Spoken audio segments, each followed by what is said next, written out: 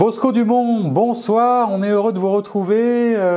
Comment ça va? Je rappelle que vous êtes avec un projet qui s'appelle À portée de roue.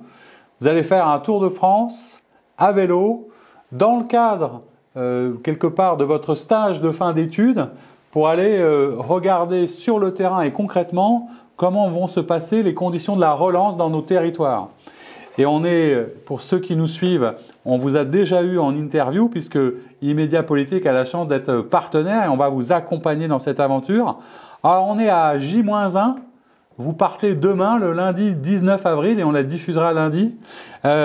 Comment vous vous sentez, dans quel état d'esprit vous êtes à la veille du grand départ?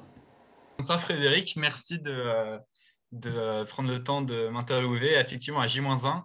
Alors, veille du grand départ, c'est un projet que je mûris et que je prépare depuis de longs mois, donc que j'avais imaginé il y a plus d'un an et sur lequel je travaille activement depuis quelques mois. Donc forcément, je suis très impatient de partir. Je suis en forme physiquement et mentalement. Voilà, j'espère que ce sera un beau voyage qui va porter ses fruits après toute cette préparation. Forcément, j'ai un peu d'appréhension, égard notamment à la situation sanitaire. Ça ne va pas être euh, un voyage dans les conditions que j'avais imaginées au moment où j'avais commencé à organiser tout ça. Il va falloir respecter le couvre-feu, donc ça va vouloir dire qu'il faudra que je pédale plus vite pour arriver avant 19h à chaque étape. Ça va aussi vouloir dire que je devrais respecter évidemment toutes les mesures de distanciation physique lors de mes entretiens. D'être testé régulièrement, enfin vraiment tout se fait dans les conditions optimum sanitaires. Donc un peu d'appréhension mais une préparation. Alors racontez-nous un peu votre première semaine. Je crois que c'est essentiellement en Île-de-France. Qu'est-ce que vous allez faire? Qui vous allez voir comme élu? Quelles sont un petit peu les principales étapes de votre parcours?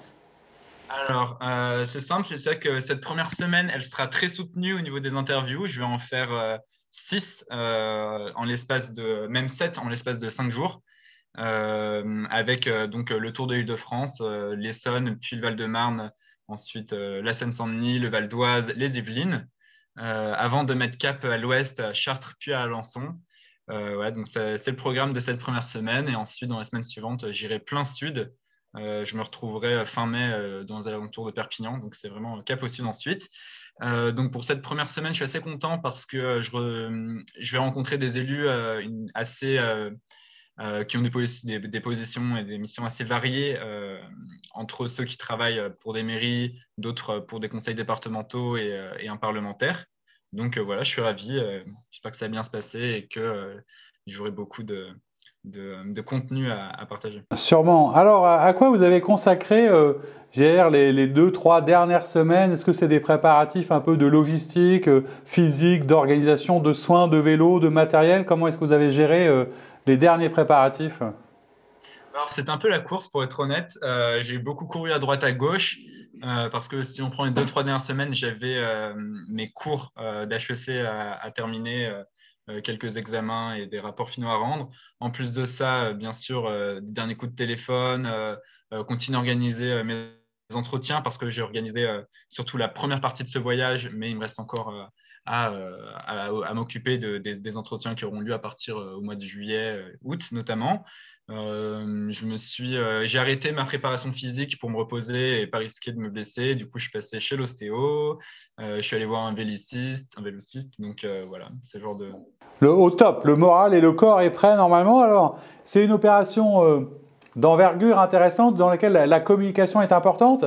Je crois que vous avez voulu aussi agréger beaucoup votre communauté, les amis, les partenaires. Comment est-ce que vous allez communiquer et raconter votre histoire au fur et à mesure des différentes étapes? Alors du coup, avec Immédiat Politique, nous avons la chance de pouvoir collaborer autour de cette mission avec voilà, des petites capsules, des cartes postales que nous vous enverrons conjointement environ toutes les 2 semaines, qui reflèteront un peu ce voyage. Je vais aussi, pour ceux qui sont intéressés, une communauté assez réduite de personnes qui vont suivre ma lettre d'information qui sera envoyée tous les dimanches soirs et qui sera concentrée de ma semaine, voilà, avec des photos, des retours sur les entretiens que je vais mener, des petits sondages, voilà, des petites surprises aussi. Et en plus de ça, pour ceux qui préfèrent les réseaux sociaux, vous pourrez me retrouver sur Instagram et sur Facebook sous le nom Apporter de roue, sur LinkedIn aussi, donc pour partager plutôt des comptes rendus d'entretien. Et pour les sportifs qui utilisent Strava, je vais partager tous les jours mon itinéraire. Voilà.